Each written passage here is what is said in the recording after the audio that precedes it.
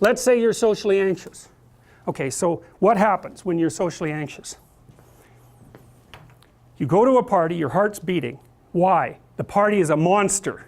Why? Because it's judging you. And it's judging you, it's putting you low down the dominance hierarchy, because that's what a negative judgment is. And that interferes with your sexual success. And that means that you're being harshly evaluated by nature itself. Right? So you are confronting the dragon of chaos when you go into the social situation. And so what do? You're like this, right? You hunch over, and that's low dominance. I'm no threat. It's like, well, that's not going to get you very far. You know, but that's a logical thing to do in the face of a tyrant. So I'm no threat. You know, you look at the king and you're dead. I'm no threat. I'm hunched over. And then what's happening internally?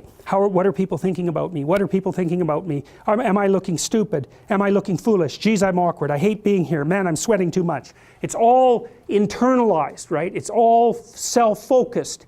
The eye isn't working. What do you tell people?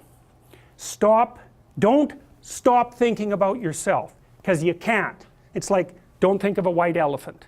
White elephant, white elephant, white elephant. You can't tell someone to stop thinking about something because they get caught in a loop. What you do with socially anxious people is you say, look at other people. Look at them, right? Why? Because if you look at them, you can tell what they're thinking.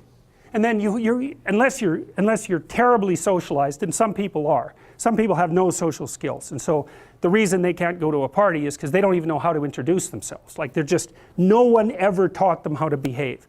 And so they're really good candidates for behavior therapy, because you walk them through the process of how you actually manifest the procedures that are associated with social acceptability. But most people aren't like that. They have the ability. So if they're really introverted and high in neuroticism, they can usually talk quite well to someone one-on-one. Why? Because they look at them. Well, if I look at you, it's another thing to do if you're ever speaking to a group of people. Never speak to the group of people. That doesn't exist. You talk to individuals, and then they reflect for you the entire group, because they're all entrained. So you look at one person, they broadcast to you what everyone's thinking, and you know how to talk to one person. So it's easy.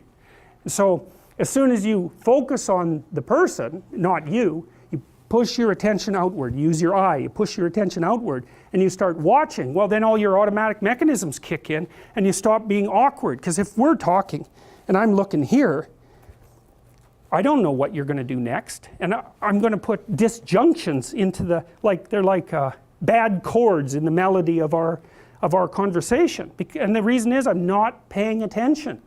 So that's why the eye is the thing at the top of the pyramid. It's like the thing that enables you to win the set of all possible dominance hierarchies is the eye. Pay attention. Pay attention. That's the critical issue. That's why the Egyptians worshipped Horus.